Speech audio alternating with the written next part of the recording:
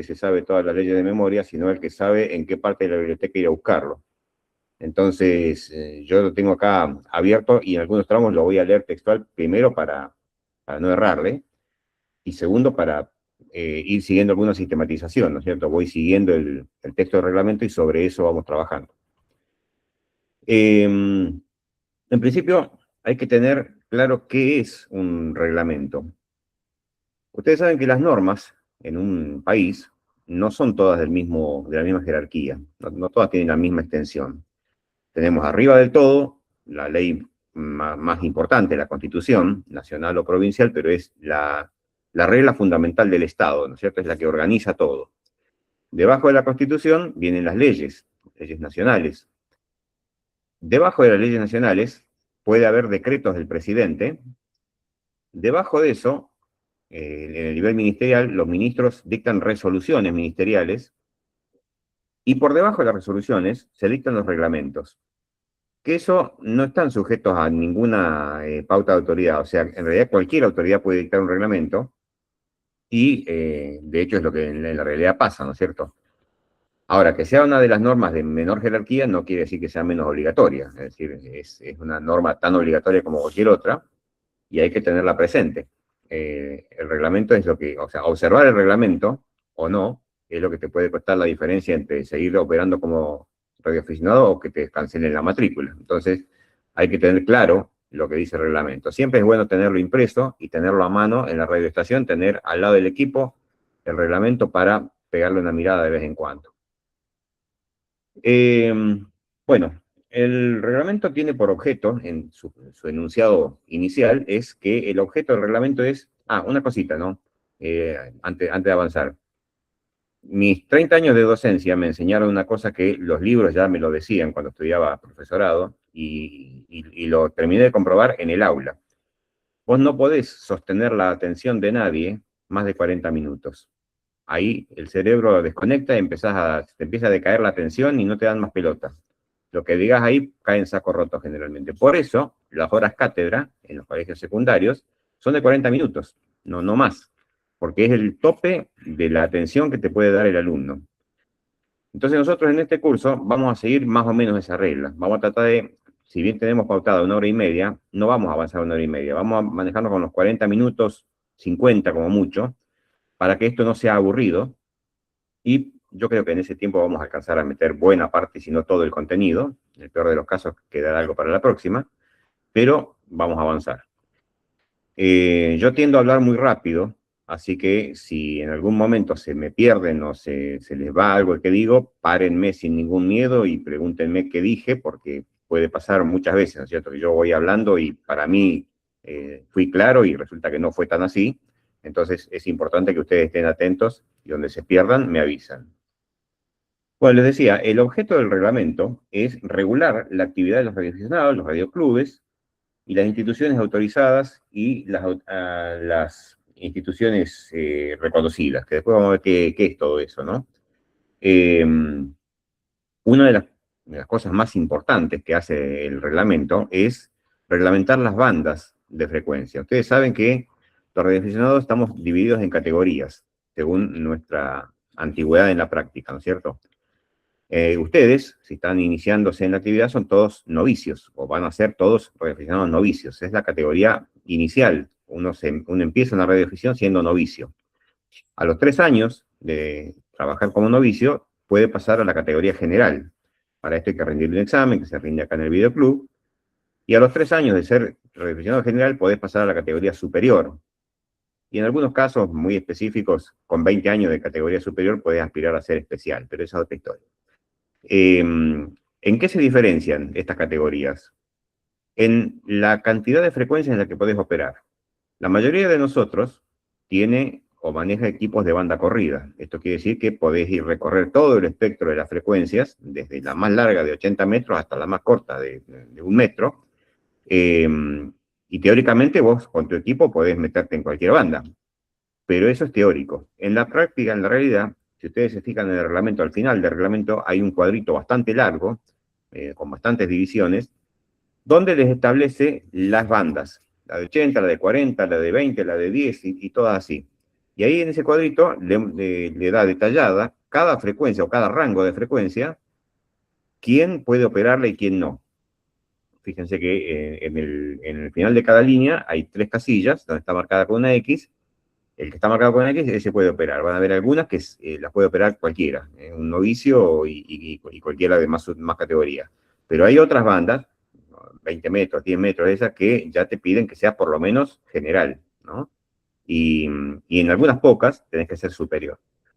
Esto es importante tenerlo en cuenta, porque es una infracción operar una banda para la que no estás autorizado por tu categoría. Te llegan a enganchar hablando por una frecuencia que no estás autorizado a operar y puedes tener sanciones. Entonces, es por ahí a veces es tentador, porque, digamos, no siempre las frecuencias más accesibles andan muy bien. La frecuencia de 80 metros es complicada, o sea, generalmente hay poca gente y hace mucho ruido. Pero bueno, es la que tenemos. Esa y la de 40 en principio son las que vamos a tener que manejar con más fluidez porque durante 3 años no vamos a tener más remedio que ceñirnos a esas dos bandas. Eh, bueno, obviamente el reglamento se aplica a todo el país, ¿no es cierto? Es decir, no tiene nada que ver en qué provincia estés, el reglamento te va a alcanzar igual. Y la autoridad de aplicación, esto quiere decir quién es el organismo de gobierno que se encarga de controlar la aplicación de este reglamento, es el ENACOM. ENACOM es Ente Nacional de Comunicaciones. Antiguamente, en los años 90, se llamaba CONFER, Comité Federal de Radiodifusión, después pasó a ser CNC, Comisión Nacional de Comunicaciones, y de hace algunos años se llama ENACOM. Es siempre la misma oficina que fue cambiando de nombre. Su objeto es darte, en principio, tu denominación, es decir, tu característica, te la da el ENACOM. Cuando vos completaste los requisitos del curso, rendiste el examen y presentaste la documentación, lo que te piden, certificado de antecedentes, todo eso, el club manda todo eso a ENACOM y ENACOM en algún momento, no hay que desesperarse, tarda bastante, pero en algún momento te dicen, bueno, vos vas a hacer LU7 Delta Charlie Romeo. Bueno, bárbaro. Esa insignia, esa denominación es tuya para siempre y te la da el ENACOM para que te la quedes, ¿no es cierto? Excepcionalmente, por circunstancias especiales, se puede llegar a cambiar en algún momento de la vida, pero en general todos nacemos y morimos en la radioafición con una característica, ¿no? Con la que nos da en la primera vez el ENACOM. En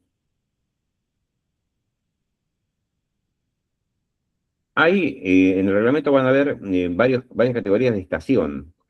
Le hablan de la estación de servicio, de la estación de servicio por satélite, estación repetidora digital. Son las distintas posibilidades de hardware, digamos, y las distintas posibilidades de qué equipamiento o con qué equipamiento está dotada la estación desde la cual vos vas a transmitir. Normalmente todos estamos con una estación general de radioaficionados, tenemos un equipo, una antena y de ahí nos manejamos. Algunos le meten mucha plata y mucha pila y se compran más de un equipo y se compran más de una antena y le meten mucha garra a la cosa, ¿no? Está muy bueno, pero bueno, es una moneda. Entonces, lo importante es que tengas una estación con por lo menos un equipo y con por lo menos una antena. Ahí ya estás en condiciones de operar como radioaficionado. Eh, y para eso, vamos a ver en un ratito más qué, qué requisitos tenemos que cumplir. Los radioclubes son entidades de derecho privado. ¿Qué quiere decir esto? Que el Estado no tiene nada que ver con los radioclubes, más allá de autorizarlos a funcionar, ¿no? Pero no, vos cuando interactúas con un videoclub no se tiene que meter ninguna autoridad. Es una relación privada, es como un club de fútbol, digamos. No tiene ninguna injerencia del Estado sobre la actividad del radioclub, pero sí sobre lo que sale del radioclub. ¿Qué es lo que sale? Transmisiones, ¿sí? O sea, en un radioclub normalmente hay un equipo y hay una antena y se transmite. Entonces, sobre eso que tiras al aire, obviamente que ENACOM tiene injerencia. La actividad de ENACOM, a veces, pocas veces, la llevan a cabo ellos mismos. Alguna vez vos vas a ver pasar por tu ciudad una camionetita, una combi que dice ENACOM y que tiene 55 antenas arriba, esos tipos andan espiando, andan tratando de captar, porque ENACOM maneja no solo los radioaficionados, sino a las FM, a todas las radios. Y todos sabemos que un fenómeno común en la Argentina son las FM truchas, ¿no es cierto? O sea, hace mucho que existen. Son tipos que se consiguen un transmisor, arman una torrecita y salen a transmitir en FM, programas de radio, y no les piden autorización a nada, y bueno, esos tipos están en infracción. Y estas camionetitas de la ENACOM andan cazando a ese tipo de infractores. Si de casualidad te cazan a vos, también vas a tener problemas si no estás en orden, ¿no? Entonces, por eso hay que tener cuidado con esas cosas. Una estación autorizada, bueno, porque Red Blue siempre es una estación legal, ¿no es cierto? Una estación autorizada es una estación que se monta en una escuela o en una facultad, normalmente en una escuela técnica o una facultad que tenga carreras afines a la cuestión de la radio, donde se estudia ingeniería electrónica, por ejemplo, algo de eso, que suelen armar una estación de radioaficionado. Estas son las estaciones autorizadas, ¿no? Ahí me acotan los remises, claro, los remises son todo un tema, ¿no? Los remises operan en la banda ciudadana, pero no dejan de ser controlados por el NACOM. Y después tenés las instituciones reconocidas que no son ni autorizadas ni legales, pero que sí se les permite, por alguna cuestión especial o particular, que operen en determinadas situaciones. Esto pasa, por ejemplo, cuando se hacen expediciones o cuando se hace alguna activación lejos, que hay que armar una estación y que por ahí no tiene su distintiva asignada. Bueno, se le autoriza y pasa a ser una institución reconocida, ¿no? Bueno, después el reglamento avanza sobre la nomenclatura, los permisos internacionales, la potencia portadora, bueno, eso, léanlo, esa es una cuestión toda técnica, ¿no es cierto? Les decía, el Radio Club, como persona jurídica privada, es una persona jurídica, una entidad sin fines de lucro, ¿no? O sea, el Radio Club no puede ganar plata. Y si hace alguna actividad, una rifa, una cena, o alguna cosa en la que entra plata, teóricamente esa plata debe volcarse al mejoramiento del radio club, al mejoramiento de los equipamientos, a mejorar la actividad en sí. Pero no es un negocio, ¿no? Es más, es muy mal negocio. Entonces, no, no se trata de hacer plata con esto.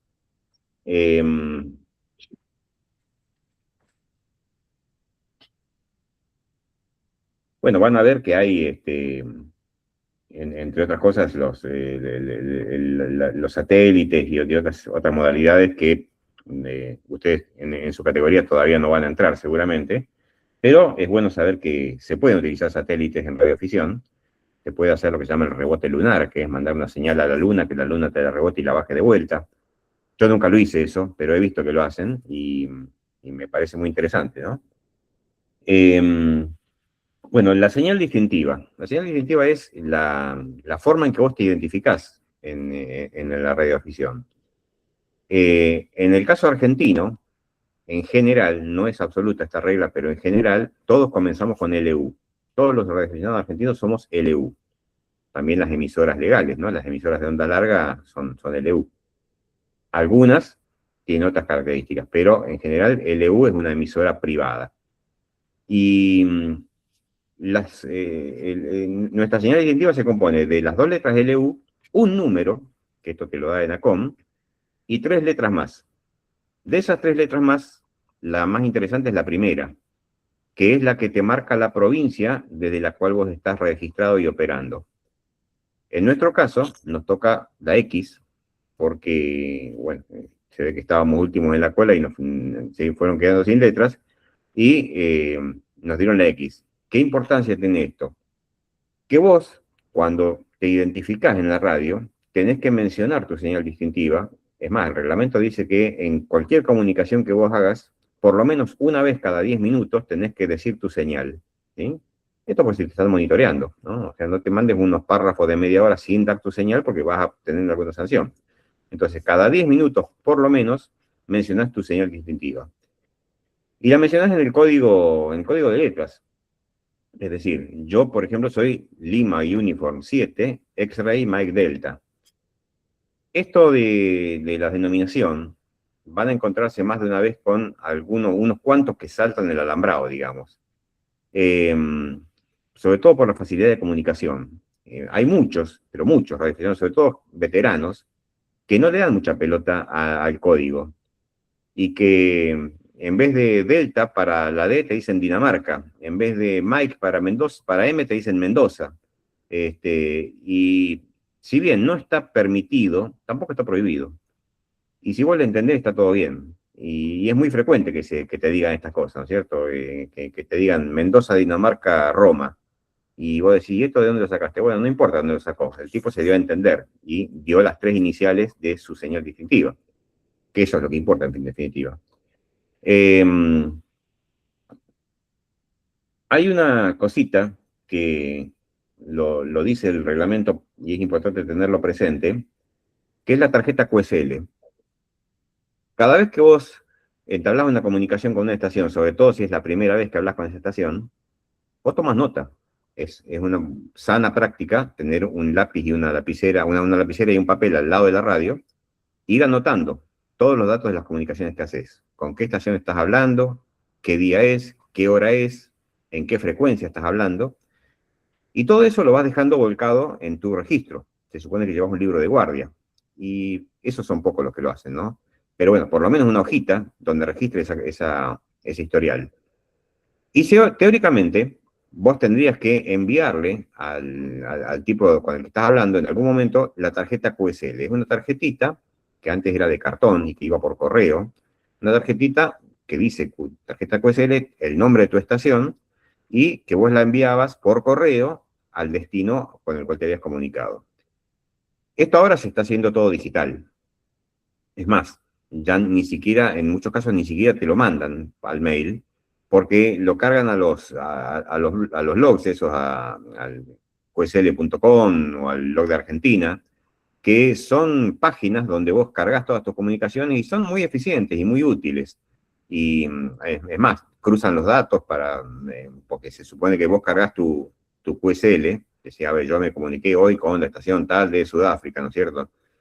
Pero si el sudafricano no cargó también la comunicación con vos, no vas a aparecer registrado. Solamente va a aparecer cuando las dos estaciones crucen la información y en la página reciban las dos informaciones. Si no, no te cargan. Es muy útil y está muy piola. Usen el qsl.com, que es fantástico. Además, en la página hay un montón de novedades y de anuncios a veces podés comprar algo. Está muy bueno. Eh, Después también se habla de la telegrafía. Eh, la telegrafía era el sistema, fue el primer sistema de comunicación punto a punto, digamos, antes del teléfono. Era el famoso piripipí, ¿no es cierto? Que en tiempos antiguos era taca, taca, taca, porque era el código Morse telegráfico, sin radio, donde vos tenías que tener un oído espectacular para escuchar y distinguir los puntos de las rayas.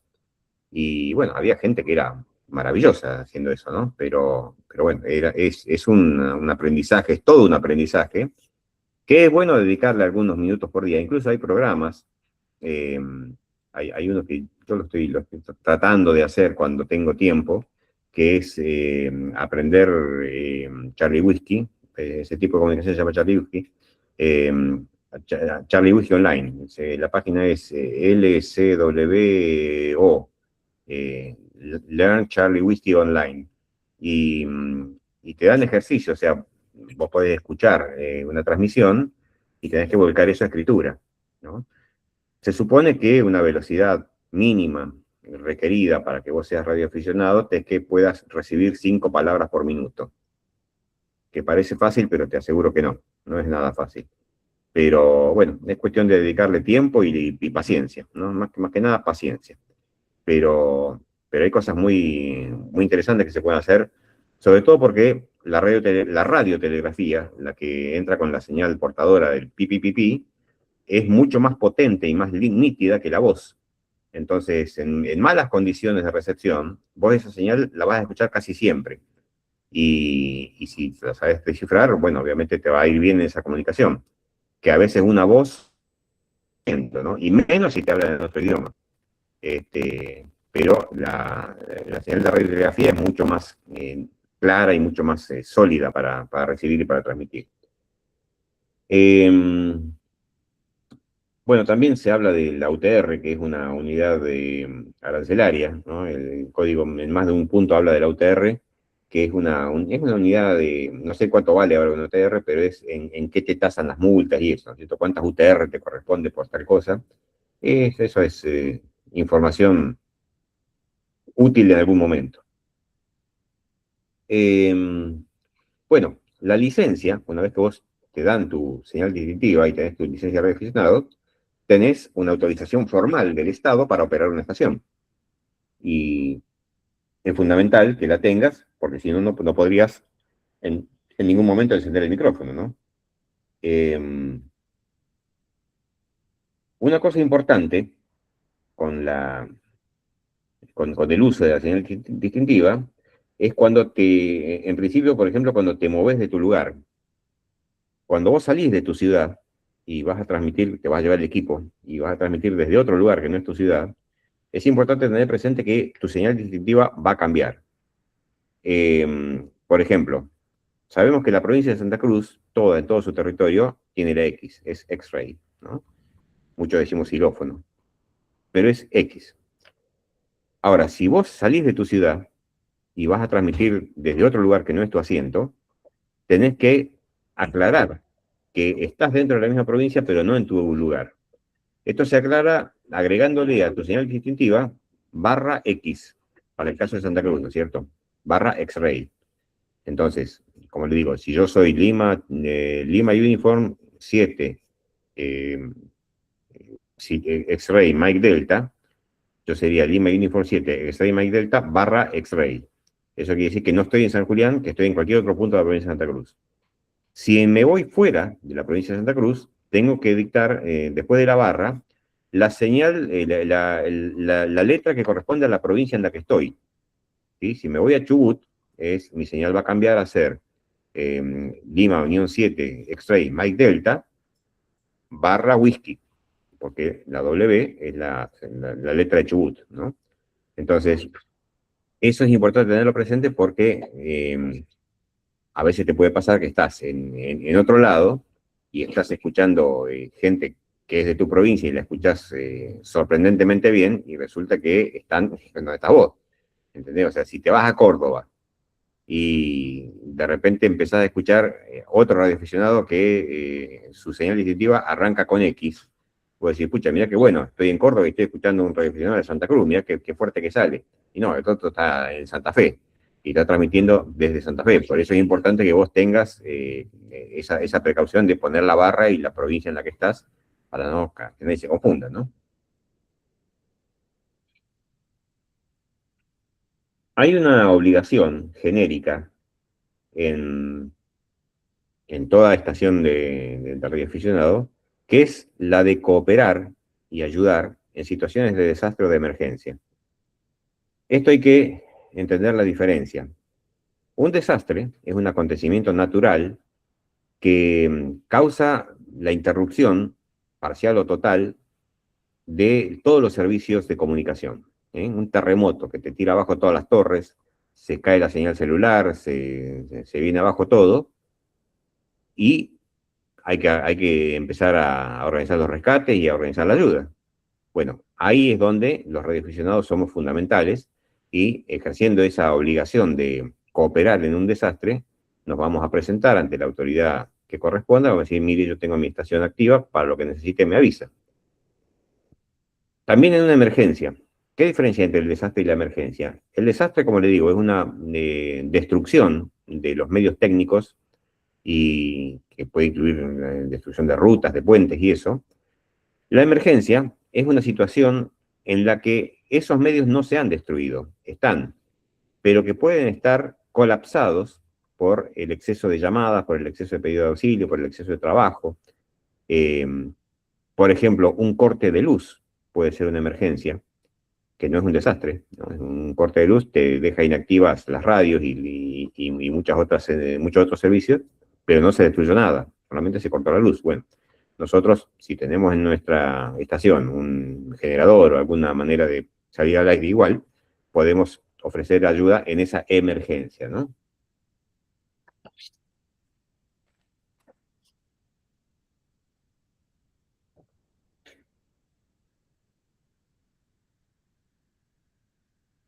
Bueno, una cuestión relativa a la ética de la radioafición.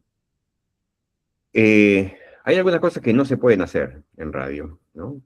Eh, Básicamente, no puedes pasar música, ¿no? Por más que vos estés muy entusiasmado, que acabas de escuchar un tema que está buenísimo y querés que lo escuchen tus amigos y querés difundirlo, no lo hagas por la radio, porque eso es una infracción. No podés pasar música por tu equipo de radio. No podés ponerte a hablar de cosas que puedan generar polémicas o que puedan generar peleas. O sea, no es conveniente hablar de política, ni hablar de religión, ni hablar de situaciones coyunturales de la provincia o del país. Si vos hablás solamente de radioafición, nunca vas a tener problemas. ¿Sí? Hablas de qué antena pusiste, de cómo te funciona, de qué pruebas hiciste, hasta dónde te comunicaste, eso está todo bien, ahí no pasa nada. La complicación es cuando te pones a hablar de cosas comprometidas. Cualquiera sea de lo que hables, hay que mantener un vocabulario correcto, no hay que zarparse, no hay que, por más que te estén diciendo alguna tontera o alguna cosa que vos no digas, pero ¿de qué habla este? No te saques nunca, trata de mantener la calma, y si están hablando de cosas que te parece mal, cambiar de estación, apagar la radio, hacer cualquier cosa, pero no te enganches en polémicas de ese tipo, ni enganches en una discusión, ¿no? Eh, Obviamente, nuestras comunicaciones, primariamente y genéricamente, van a ser en castellano. Pero esto no es una exclusión, no es una cosa absoluta. O sea, vos podés hablar en el idioma que quieras, mientras encuentres a alguien de otro lado que te entiende y te conteste. Pero es importante esto. Eh, Cuando vos haces comunicación de X, si comunicaciones de muy larga distancia, generalmente al extranjero, más de una vez vas a tener ocasión de hablar con gente que habla otro idioma, ¿no? En general, la regla no escrita, pero que se practica, es que se habla siempre en inglés, en comunicaciones de X. Eh, Todos tratan de hablar en inglés, no importa cuál sea su lengua madre. Eso teóricamente facilita las cosas, teóricamente hace que te puedas comunicar con personas de cualquier parte del mundo, y en buena medida funciona, es cierto. Yo he hablado con Rusia, he hablado con Estados Unidos, con muchos lugares, y siempre manejando en inglés, que es bueno tener un nivel de inglés mediano para estas cosas, ¿cierto? Porque si ya es difícil comunicarte mano a mano con un tipo que habla inglés, por radio es bastante más complicado, sobre todo si la propagación no está buena. Pero cuando sale bien, está muy bueno. Eh, y esto que les decía, no entrar en polémicas ni en cosas, no importa si estás hablando con el país o con el extranjero, ¿no? Yo les decía la vez pasada lo que me pasó una vez, hace unos años. Una tarde yo estaba ruleteando con mi radio, escuchando la banda de 40 metros a ver qué se escuchaba, y por ahí escucho salir un tipo llamando CQ, pero fuerte, con una potencia terrible, parecía que me estaban llamando desde la otra cuadra, y hablaba en inglés. Y yo pensé que sería algún colega de acá de la provincia, porque te juro, parecía una cosa que me estaban hablando desde Piedrabuena, y no era así. En algún momento le pesco la distintiva y estaba hablando de las Malvinas. Era un militar destacado ahí en la base de Mount Pleasant que se había llevado su equipo de radio y estaba transmitiendo desde las Malvinas. Bueno, obviamente lo saludé, le pasé mi credencial, mi distintiva, charlamos 5 minutos del clima y de los pingüinos del clima y no mucho más. Obviamente en ningún momento le dije pirata, ni siquiera dije Malvinas, nada. Pero sí le hice saber que estaba en Patagonia. Y nada, el tipo, un señor inglés, ¿no es cierto? Muy correcto, muy tranquilo. La comunicación duró 5 minutos y después nunca más lo volví a encontrar. Pero de eso se trata, ¿no? Es decir, por más que tengas la ocasión y por más que tengas la posibilidad, no zarparte, y no irte de lengua, porque eso sí es una cuestión problemática que te puede costar multas o inhabilitación. Bueno, ENACOM puede intervenir en esas situaciones y secuestrarte el equipo, ¿no? O sea, no hay que joder con eso. Los radioclubes, en general, funcionan como radioaficionados de categoría superior, es decir, pueden operar en todas las bandas y la función del radioclub, entre otras cosas, es formar nuevos radioaficionados y facilitarles a los que ya son radioaficionados el acceso a sus instalaciones para que puedan practicarle el hobby, ¿no es cierto? Entonces, si vos no tuviste todavía la ocasión de comprarte tu equipo, que tengas un radioclub a mano es una muy buena alternativa para ir y practicar radio, ¿no? Porque para eso está. Incluso para las prácticas operativas. O sea, cuando todavía no tenés la licencia, el Radio Club te tiene que prestar las instalaciones para que vos hagas tus prácticas operativas, supervisadas por un radioaficionado, obviamente, ¿no? Eh, bueno, el Radio Club tiene que gestionar su personería jurídica, tiene que hacer todos los trámites legales para ser habilitado como tal, pero eso en general es bastante más largo y complicado que una licencia ordinaria, pero una vez que la lograste ya estás tranquilo. Es decir, tenés que hacer las cosas muy mal para que ENACOM venga y te disuelva como Radio Club, ¿no? No recuerdo que haya pasado nunca.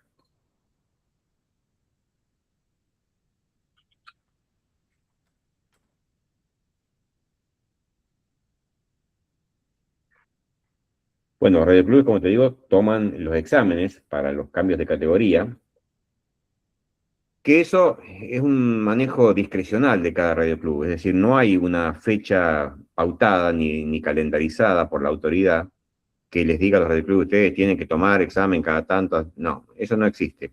El radioclub es el que dispone, según su tiempo, su cantidad de personal, de personas que tenga dispuestas a presentarse como mesa examinadora, según la cantidad de aspirantes que tenga.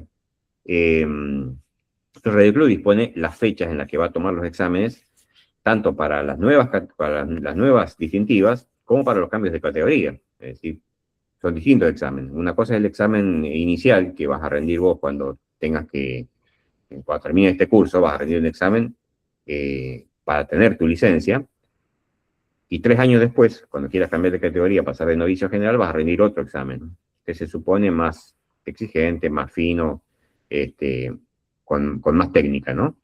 Eh, y la fecha en la que eso va a suceder la va a disponer el Red Club. Eh, no hay una regla para esto. El Red Club lo va evaluando. Y yo no me acuerdo cuándo fue que rendimos la última vez el cambio de categoría, pero debe ser ya más de un año largo. Y tal vez este año tengan otro. Vamos a ver.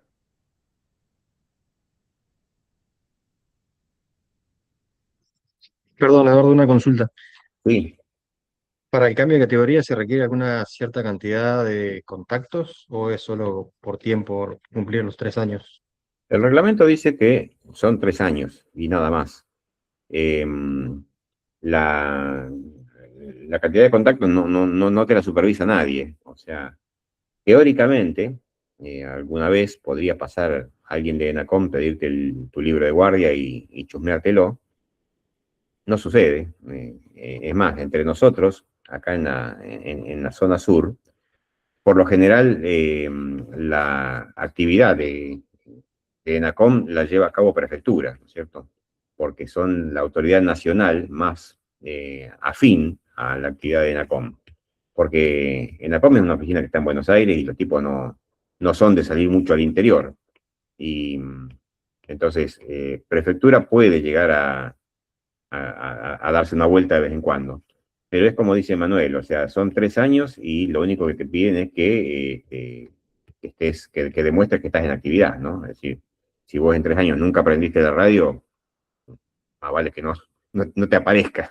Este, que eso es una cosa que mucha gente no cree que sucede, pero yo creo que sí sucede, que el Radio Club siempre te está escuchando.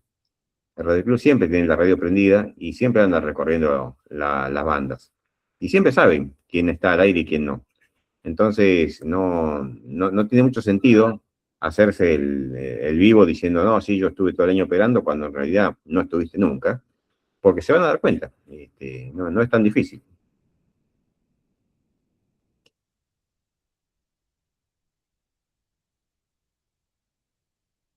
Bueno, como le decía antes, una institución reconocida, dice el reglamento, son instituciones reconocidas para fomentar el ingreso, difusión y práctica de la actividad a través de prácticas operativas. Los centros de investigación, Fuerzas Armadas y de Seguridad, Prefectura Naval, Gendarmería, Policía Federal, Policía de Seguridad Aeroportuaria, Dirección de Defensa, Protección Civil Nacional, Provincial y Municipal, Cruz Roja Argentina, grupos Scout. Bueno, todo eso son instituciones que pueden ser instituciones reconocidas y que pueden ingresar al mundo de la radioafición en cumplimiento de sus finalidades, ¿no?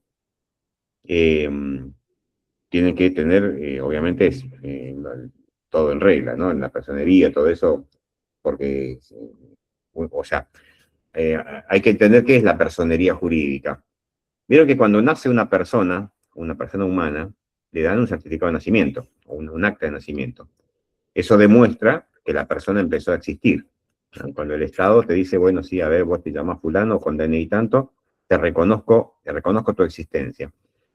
Las personas jurídicas, que son las instituciones, los clubes, las asociaciones, a veces las sociedades comerciales, son, son organismos que tienen ante la ley un rango parecido al de las personas físicas, es decir, pueden comprar, pueden vender, pueden ser titulares de vehículos, de inmuebles, titulares de cuentas bancarias.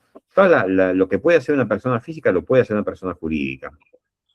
Tienen que tener unas cuantas pautas cumplidas. Lo primero es tener un acta de fundación, donde todo lo que, donde todo lo que van a formar la institución firman su conformidad para esto, un reglamento, un estatuto, ¿no?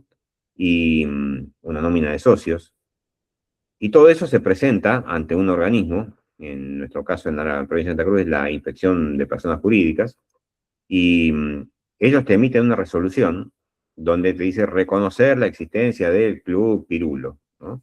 Eso, esa resolución donde te otorgan la personería jurídica, es tu acta de nacimiento como persona jurídica. A partir de esa fecha, vos decís, tengo personería jurídica. Bueno, las instituciones autorizadas tienen que tener esto también para poder funcionar, ¿no?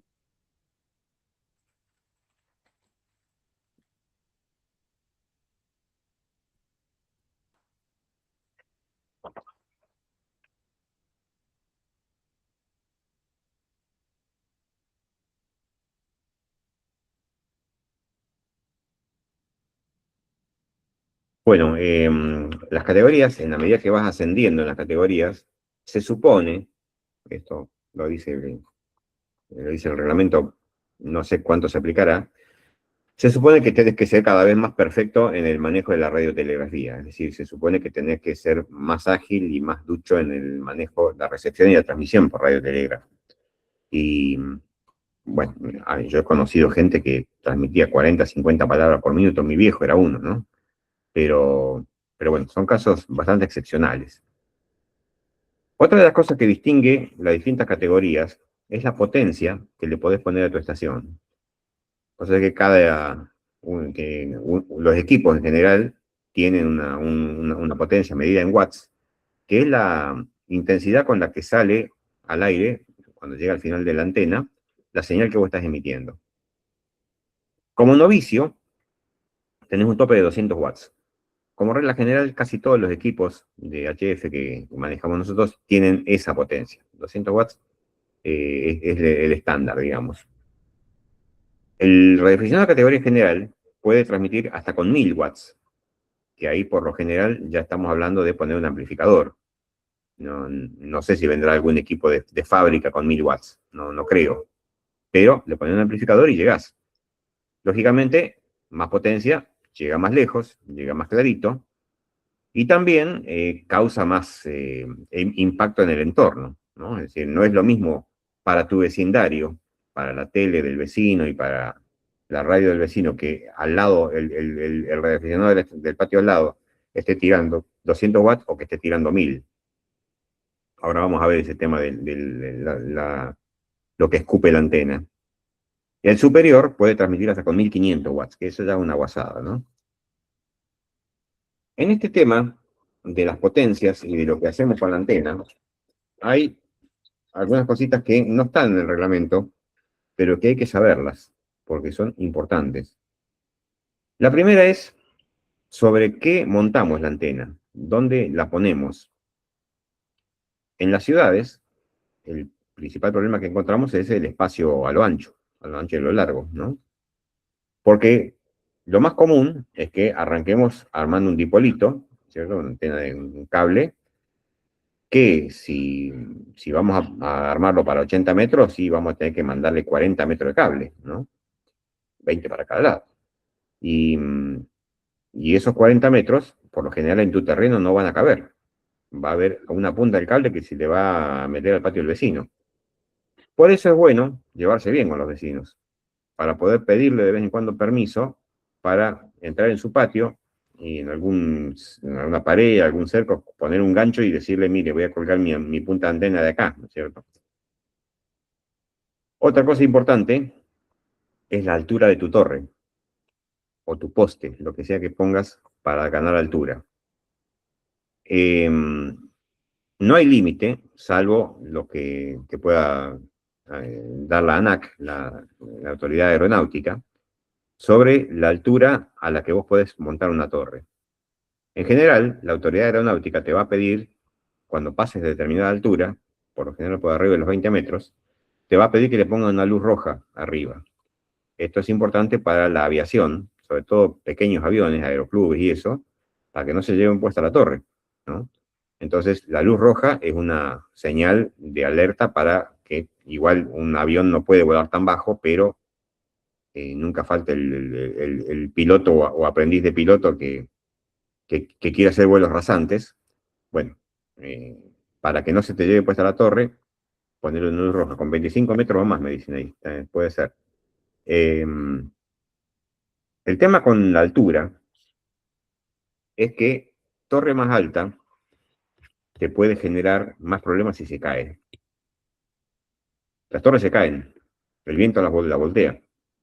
Torre, poste, todo eso, con el cable colgado, hace un trabajo de hamaca, y si el basamento al pie no está bien agarrado, te puede caer. Siempre hay que tener la precaución de prever que si vas a poner un poste, una torre, algo que se pueda caer, prever que en caso de que se caiga, caiga para tu patio. Que en todo caso te rompa algo a vos o te lastime a vos, pero no al vecino. ¿Por qué? Porque no importa que sea el viento, no importa si fue el huracán Katrina o qué fue lo que le pasó a tu torre, pero si tu torre se cae en el patio del vecino y le rompe el auto o le rompe la cabeza, eso lo vas a pagar vos. No porque hayas causado la caída, sino por haber tenido un objeto peligroso en tu patio, y ese objeto peligroso es el que se dio ante el evento y provocó un daño al vecino. Entonces, con la altura hay que tener mucho cuidado, y esto que te digo antes, ¿no es cierto? Es decir, por más que la punta del cable la hayas podido estar en el patio del vecino, trata de que la torre no oscile para ese lado en caso de que tengas viento, sino que la orientes de otra forma, ¿no? Eh, y en lo posible el basamento que esté bien agarrado con hormigón, cosa de que no se caiga desde la base, ¿no? Eh, bueno, también existen los radioescuchas, que son una especie de radioaficionados de la B. O sea, son gente que no transmite, solamente se dedica a escuchar radio. Y eso, bueno, todos hemos sido alguna vez radioescuchas, ¿no? No sé ustedes, pero cuando yo era pibe, jovencito, me gustaba mucho escuchar las radios de onda corta, con una vieja Tónomac Siete Mares. este, Escuchaba Radio Moscú, escuchaba la radio de Alemania, todos los servicios en castellano, todas las emisoras del mundo tienen emisiones en varios idiomas, sobre todo en los idiomas más hablados, donde transmiten novedades de su país. Y es un buen ejercicio para enseñar a los chicos a escuchar radio, eh, y que no estén escuchando reggaetón todo el día, ¿no es cierto? Escuchen noticias, que escuchan cuestiones científicas, ¿no?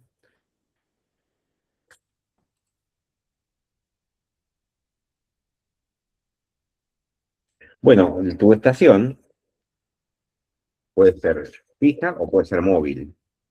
La estación fija es obviamente la que está en tu casa o en tu garage, en algún lugar habitable, que de ahí no se mueve, ¿no? Vos ponés el equipo ahí y de ahí no lo sacas nunca. Esa es la estación fija, lo más natural. Pero también eh, es muy común, sobre todo en equipos más chicos, que un día lo saques de la ubicación fija, lo montes en el auto y quieras tener la estación en el auto y quieras salir a dar una vuelta por el campo y hablar desde ahí. Se puede. Lo que tenés que tener presente es lo que te dije antes de, en caso de que salgas de tu ubicación fija, cuando transmitís la señal distintiva, agregale la barra X si te mantenés dentro de la provincia y la barra, la señal, la letra que corresponde a la provincia en la que estás si salís de la provincia, ¿no?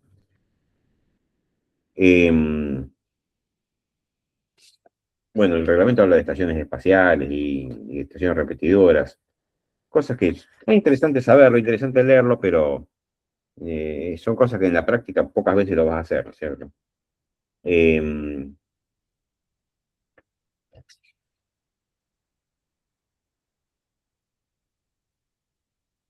bueno, les decía antes, supuestamente, cuando vos tenés tu licencia, automáticamente tenés que habilitar un libro de guardia. Es un libro tipo los viejos libros de acta que se usaban antes, donde vos vas a hacer varias columnas anotando qué frecuencia operás, a qué hora te comunicas, la característica de la estación con la que estás hablando y, y bueno, cualquier observación que quieras hacer, ¿no es cierto?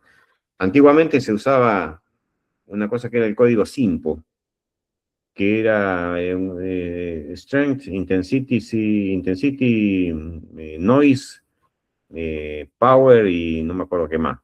Es una sigla que te permitía calificar del 1 al 10 la, la calidad de la señal que estabas recibiendo. Y eso le importaba al otro tipo, al que vos después le mandabas la señal, la tarjeta QSL, porque entonces sabía cómo estaba llegando a tu estación. Creo que no se usa más el código SIMPO, pero bueno, fue bastante útil durante muchos años. Bueno, en el libro de guardia vas a anotar estas mismas cosas, ¿no es cierto? En qué modalidad estás transmitiendo, a qué frecuencia y todo eso. Eh, Hay infracciones que están tipificadas en el código, que no son muchas. La primera y más obvia es operar la estación sin licencia, comunicarte con estaciones no autorizadas, por más que vos sí estés autorizado, hablar de política, de religión o de razas, transmitir música, cederle el micrófono a personas no autorizadas, reproducir mensajes que no tienen como destino la radioficción, hacer emisiones de onda continua durante periodos prolongados, grabar emisiones de terceros y retransmitirlas, sobremodular las señales, esto quiere decir hablar sobre, mientras otro está hablando, meterte en la conversación, eh, realizar el ajuste de los equipos sin utilizar antenas fantasma. Ojo, eso es importante.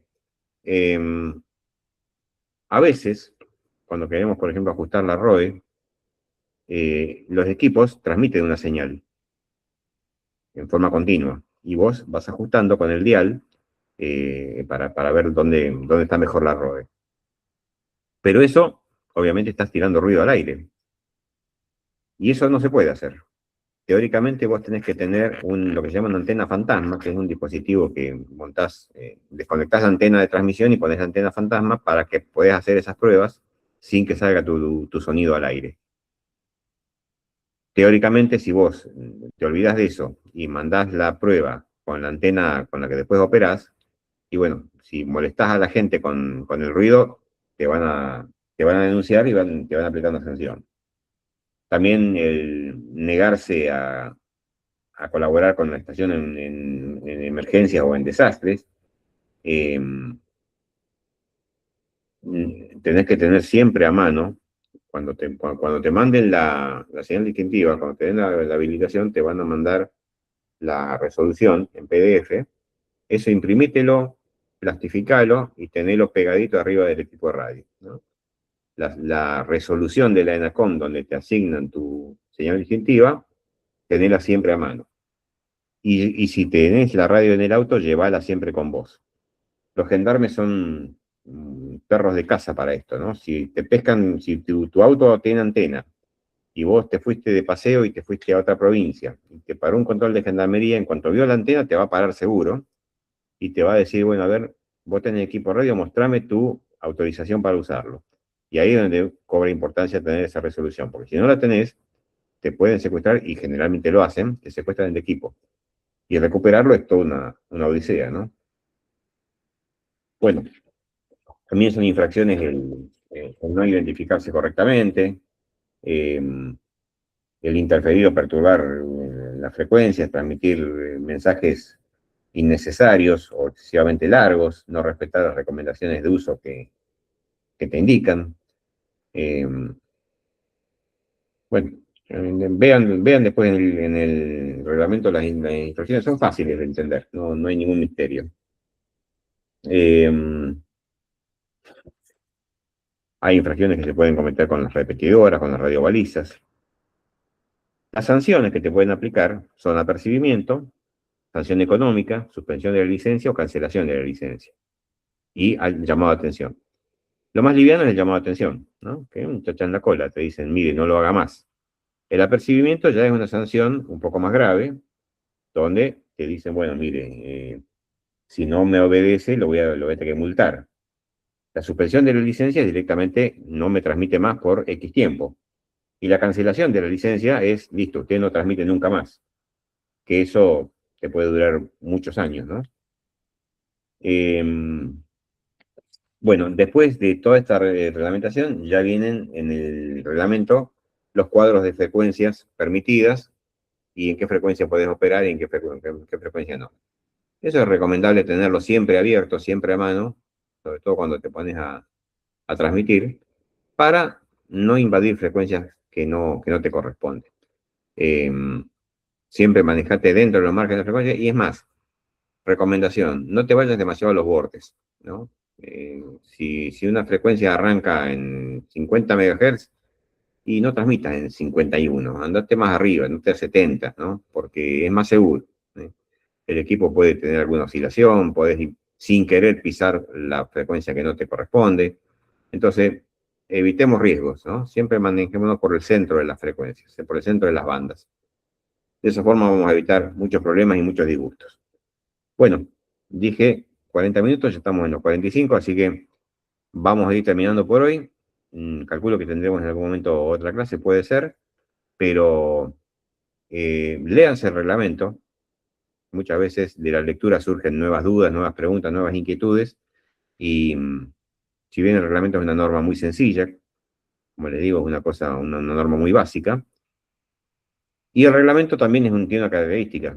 Así como lo pusieron, lo pueden sacar. O sea, el reglamento en cualquier momento te pueden meter mano, modificártelo sin mucho protocolo y en cualquier momento te enteras que cambiaron las reglas.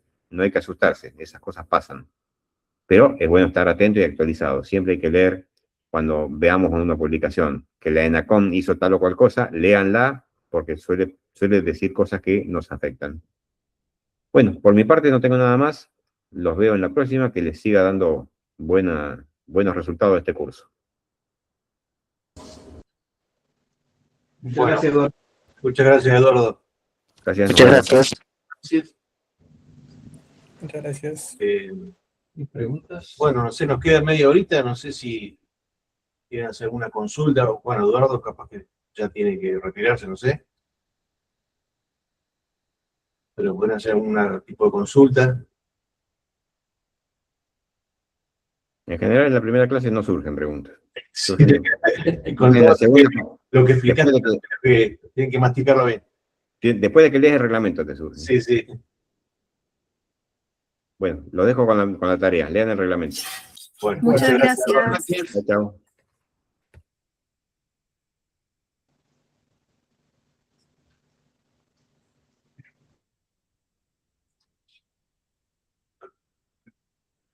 Piloto. Ah, no, ahora sí. Bueno, nos queda media horita, si quieren hacer alguna consulta o hablar de algún otro tema, podemos aprovechar, pero cortamos la grabación y seguimos hablando, si les parece.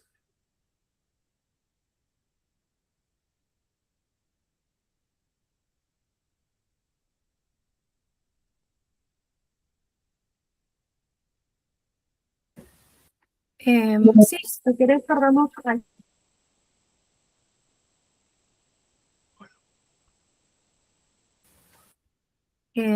Sí, podemos cortar la grabación como ustedes quieran. Yo me quedé con un montón de info, también dudas, pero muy interesante cómo el doctor explicó lo que es la reglamentación. La verdad que es impresionante esto, la línea fina en que uno tal vez, como dijo él, la tentación de querer saber más, a veces, nada, te podés quedar sin la licencia. Eso yo, nada, me quedé un poco impactada con eso, así que voy a seguir leyendo la teoría. Sí. No, o sea, lo que es el tema de la radiodifusión puede hacer muchas cosas y no hace falta llegar a esos límites, ¿no? No es tampoco para tener miedo. Ah, bueno, ahí dice Manuel, una charlita de café, ¿no? Bueno, entonces vamos a cortar la grabación y bueno, hay otra clase de reglamentación que ahora no me acuerdo qué día es, pero la próxima, el martes que viene, ya empezamos con técnica. Así que bueno, acá corto y seguimos hablando. Corto la grabación. Cerramos la primera clase de reglamentación. Muchas gracias.